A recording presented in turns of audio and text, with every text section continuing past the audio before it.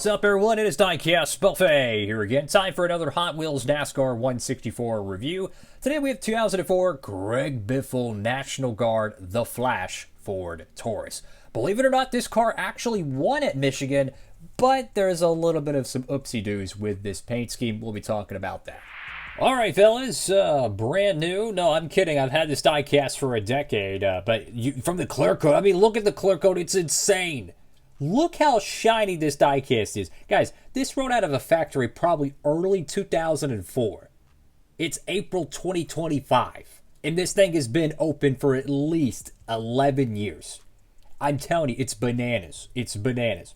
So this paint scheme actually won Michigan, and it was a part of a massive program that, DC Comics with the Justice League, they did in 2004. I see some decal wrap oopsie-doos there. Thought it was paint cracks. No, it looks like it was like, I don't know, decal film.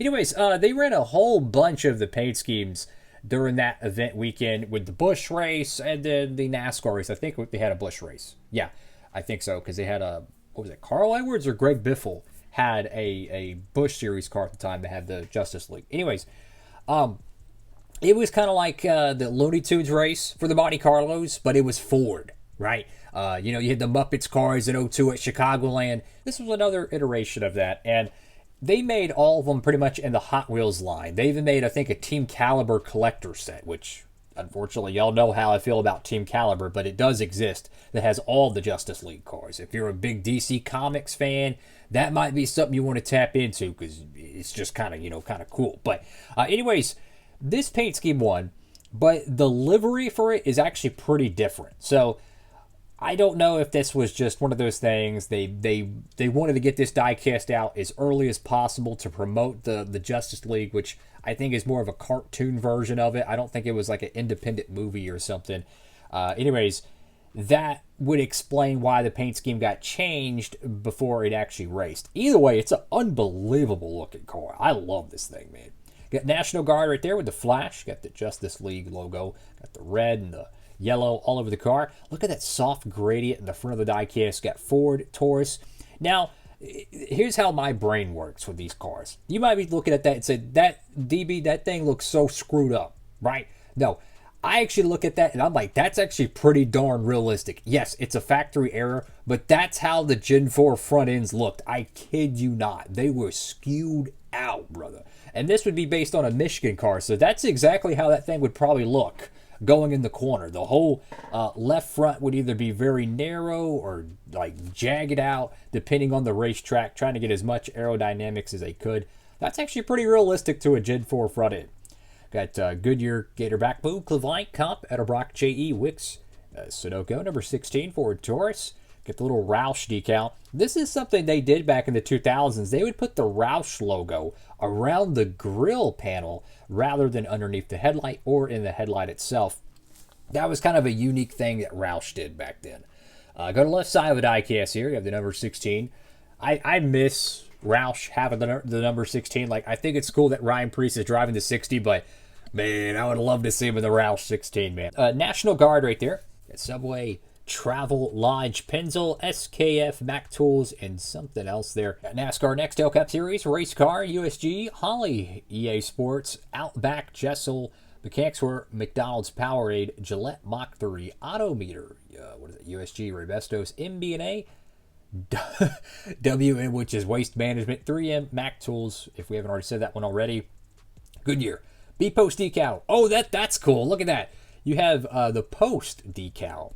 That reminds me, back in like 03 and 04, I remember you could open up a Post box of cereal, which would be like Fruity Pebbles or something, right? And it was sponsored by Roush. And you would open it up and you would get like a little holographic card of like Kurt Busch or something. I still have mine, I think. That was a really cool thing they had back in those years. And then they were sponsored by Kraft, so they would get like a couple of Kraft products, would have maybe like a little Martin thing. Like, I remember back in 04, 05, they had a Mark Martin Kraft sponsored car, but it was in the shape of a taco holder. I kid you not, that's how popular NASCAR was. They were giving out taco holders. I still have that one, I think. It's really cool. Coca-Cola there. Bosch, and is that Charter? Yeah, I think it's Charter. You got Greg Biffle right there. Go to the back panel of this diecast. Oh, look at that clear coat. My goodness, is it beautiful. Number 16, National Guard Subway. Got JL, which is Justice League. There's a pretty gnarly paint chip, but this just shows you right here. This is actually a good paint chip. You know why? Because it shows you how amazing the clear coat is. If this was any other brand diecast from any other year, you would see the metal underneath it. The clear coat on these cars was so deadgum strong and thick that the clear coat only shimmed the decal wrap. The paint of the car is still intact. I've actually taken a couple of these Hot Wheels cars apart throughout the years, and let me tell you, the metal itself is actually a lot thinner than you think. You look at this and you're like, okay, the car looks a little wide. Yeah, because it has a giant clear coat on it. Let me tell you, when you get these things down the metal, the cars are actually a lot more narrow than you think. It's really impressive. It's got the right side decal of the car, and I think the artwork is maybe, it's different, so that's cool. Two different artwork caricatures, if you will, on both sides of the car. Go to the top of the diecast. Now, if you're curious if this car is hard to find, it's not really. It's one of the more common ones. I think with it being kind of inaccurate to the car that won the race, it kind of lowers the the collectability a little bit. But it's such a good-looking race car, man. At the top of the diecast, you have some Sharpie marks right there, or no, probably paint chip marks, because this one actually did a little bit of racing. I think I actually used this a couple times in a Duralast Cup style racing. And you got the flash right there on the deck lid. Also, check out the printed window detail. That was really cool. This car reminds me, or brings back another good memory. I remember back in oh my goodness, it was 2013. And this was my first time ever really doing, I think I was trying to do a stop motion, I think. And I remember I was on my floor and I was just playing with the cars. And what I did is I took the racetrack from a NASCAR board game, right? And I was like, you know what? I'm going to have a Nextel Cup race. I don't remember if I was doing a stop motion or I was just, just playing with the cars or something.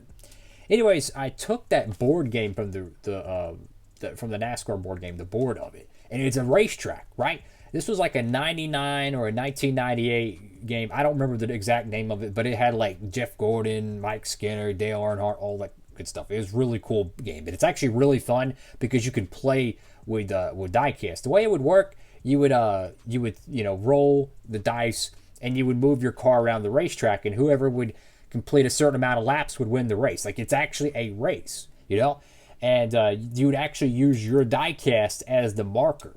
Now, the diecast provided with it was a 187, I think, scale, but you could get away using a 164. It was so much fun, man. I loved it. And there was little cards with it. And it'd be you can spin out your opponent. They lose 5 spots or something like that. The reason why I bring that up is I used that racetrack and I took some Uno bricks. The little tower game of Uno. It was from the early 90s. It was an old one I had. And basically took the little Uno bricks and put it around the racetrack and made a little racetrack out of it. It was really fun. It sounds really stupid, but for me back then that was actually really big because I loved diecast and stuff just like I do now, but I wanted to make a racetrack with it. This car won the race. I used all my 04 and 05 diecast, so it was a Nextel Cup era joint, and this car won the race, this exact diecast in 2013. So I just wanted to get that on camera because that was a cool memory for me. I know a lot of y'all really don't care. That's fine. I love y'all regardless.